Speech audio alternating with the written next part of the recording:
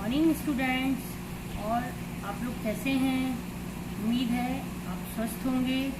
आज मैं आपको एक नए चैप्टर बरसात की आती हवा के बारे में बताऊंगी। बच्चों, आप लोग जानते हैं कि ये कविता श्री हरिवंश राय बच्चन द्वारा लिखी हुई है और आप जानते हो अमिताभ बच्चन को, ये उनके पिता हैं, ठीक है। और बहुत बड़े कवि हैं और इनकी बहुत सी कविताएं हैं, मधुशाला आदि, जो बहुत प्रसिद्ध हैं। इनका जन्म 27 नवंबर 1907 को इलाहाबाद में हुआ था और इनकी मृत्यु 18 जनवरी 2003 को हुई थी। और हिंदी साहित्य जगत ने एक महान साहित्यकार को खो दिया।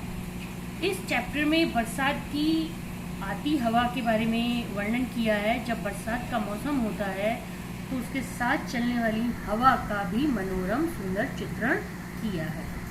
बच्चों, जैसा कि आप जानते हैं कि हवा के विविध रूप होते हैं। जैसे बसंती हवा सुगंध से परिपूर्ण होती है, परिपूर्ण मीन्स भरी हुई होती है। और सर्दी की हवा ठिठुरन पैदा करती है, यानी जब सर्दी में वही हवा चलती है तो ठंड लगती है उस हवा के चलने पर। वहीं बरसात की हवा आनंद देने वाली होती है और ये अपनी शुद्धता, शीतलता और स्वच्छता से सबका मन मोह लेती है।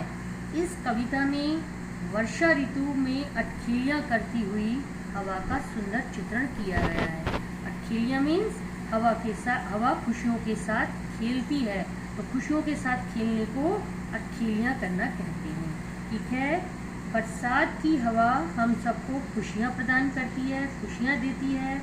ये हवा मनुष्यों के साथ साथ पशु पक्षियों को भी प्रिय होती है। क्यों प्रिय होती है? आपने देखा होगा कि जब बरसात का मौसम होता है तो इस ऋतु में क्या होता है, कोयल है, पपीहा है, वो भी गाने लगते हैं और मोर मोरनी है, वो भी अपने पंख फैलाकर नाचने लगते हैं, डांस करने लगते हैं। तो इससे क्या पता चलता है? इससे ये पता चलता है कि बरसात का मौसम केवल मनुष्यों को ही नहीं, पशु पक्षियों को भी अच्छा लगता है, उनको भी ये ऋतु बहुत अच्छी लगती है। बरसात के बाद आसमान में इंद्रधनुष दिखाई देता है। इंद्रधनुष आप जानते हैं, इंद्रधनुष मतलब रेनबो, 7 कलर्स होते हैं और कभी कभी दिखाई देता है, हर बार बरसात होने पर नहीं दिखाई देता, लेकिन कभी कभी दिखाई देता है। और बहुत ही प्रकृति का खूबसूरत नज़ारा होता है उस समय, वो सीन देखने लायक होता है। कभी कभी चंद्रमा के साथ बादल भी दिखाई देते हैं। रात में अगर बरसात हो रही है तो कभी कभी चंद्रमा के साथ बच्चों बादल भी दिखाई देते हैं। अच्छा, इस कविता में बच्चों बरसाती हवाओं का मानवीकरण भी किया गया है। मानवीकरण आप नहीं जानते, मानवीकरण का अर्थ होता है बच्चों, जब किसी कविता में प्रकृति का चित्रण किया जाए, नेचर का चित्रण किया जाए, नेचर की बातें की जाए और उस नेचर को मनुष्य के रूप में चित्रित कर दिया जाए। जैसे पहाड़ है तो पहाड़ को किसी मनुष्य का रूप दे दिया जाए, या रात है, रात को स्त्री का रूप दे दिया जाए, तो या मनुष्य या किसी स्त्री का वर्णन जब प्रकृति को किसी मनुष्य या स्त्री के रूप में दर्शा दिया जाए तो वो मानवीकरण कहलाता है। कविता में प्रकृति के साथ इस तरह का रूप दिखाना मानवीकरण कहलाता है। मानवीकरण अलंकार भी होता है। तो अभी आपने हवा के बारे में थोड़ा बहुत जाना बच्चों। आइए अब इस कविता का भावार्थ मैं आपको समझा देती हूँ। बरसात की आती हवा वर्षा धुले आकाश से, या चंद्रमा के पास से, या बादलों की सांस से, मंद मुस्काती हवा बरसात की आती हवा। प्रस्तुत कविता में बच्चों आपको अभी मैंने बताया ही कि बरसात में चलने वाली हवा की अटखेलियों का वर्णन है, यानी कि वो हवा के साथ जो खेल रही है और प्रकृति की सभी वस्तुओं के साथ भी जो खेल कर रही है उसका वर्णन किया गया है।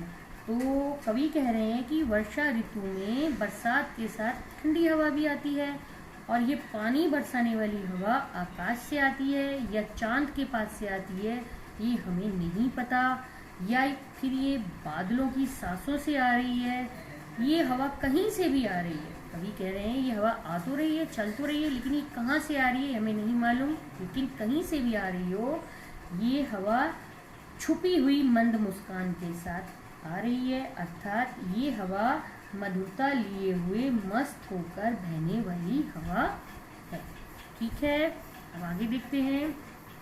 ये खेलती है ढाल से ऊंचे शिखर के भाल से, आकाश से पाताल से झकझोर लहराती हवा, बरसात की आती हवा। देखिए ढाल का मतलब होता है बच्चों ढलान। जैसे कोई ज़मीन होती है और वो नीचे की तरफ जा रही हो तो उस जगह को ढलान बोलते हैं, ढलवा ज़मीन। ठीक है। शिखर मीन्स होता है चोटी, और भाल मनी होता है मस्तक। ठीक है।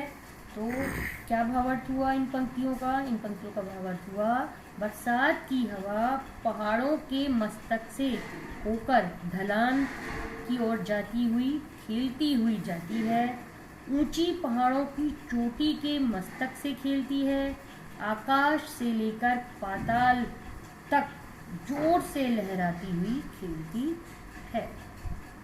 झकझोर माने जोर से, किसी भी चीज़ को जोर से हिलाना झकझोर देना होता है। और पाताल आप जानते हो, जो ज़मीन के नीचे जो लोक है वो पाताल लोक कहलाता है, जहाँ पानी ही पानी है और बहुत से जीव जंतु वहाँ निवास करते हैं, उस जगह को पाताल कहते हैं। ठीक है। अगली पंक्तियाँ देखते हैं। यह खेलती तरुमाल से, यह खेलती हर डाल से, हर एक लता के जाल से, अटखेलती इठलाती हवा, बरसात की आती हवा। अगली पंक्तियों में कवि कह रहे हैं कि जो बरसात की हवा है वो तालाब के पानी से, नदियों के पानी से और झरनों की धाराओं के साथ खेलती हुई इस पार से उस पार खुशी के साथ घूमती हुई आती जाती रहती है। यानी जो झरने के पानी है, नदियों के पानी है, उनकी लहरों, धाराओं माने लहरों के साथ भी खेलती हुई इधर उधर बार बार आती जाती दिखाई या महसूस, दिखाई तो नहीं देती, महसूस होती पड़ती है। हवा पेड़ों की पंक्तियों में जाकर, तरुमाल कहते हैं बच्चों, जो पेड़ होते हैं वो लगातार एक साथ लगे हुए होते हैं और उनकी एक क्रमबद्ध जो पंक्ति होती है, एक लाइन होती है, एक कतार होती है, उसको बोलते हैं तरुमाल। की हवा जो है वो पेड़ों की पंक्तियों, लाइनों में जाकर उसकी हर एक डाल के साथ खेलती है। डाल मीन्स शाखा, ब्रांच के साथ भी खेलती है। मुलायम घनी बेलों, लता मीन्स बेलों, क्रीपर्स है ना, क्रीपर्स के साथ भी खेलती हुई खुशी के साथ इतराती हुई खेलती जाती है। अगली पंक्तियां देखते हैं। यह शून्य से होकर प्रकट, नववर्ष से आगे झपट, हर अंग से जाती लिपट, आनंद सरसाती हवा, बरसात की आती हवा। इन पंक्तियों में कवि कह रहे हैं कि जो बरसात की हवा है वो खुले आकाश से मानो शून्य से प्रकट होकर नई खुशी के साथ आगे की ओर बहती है।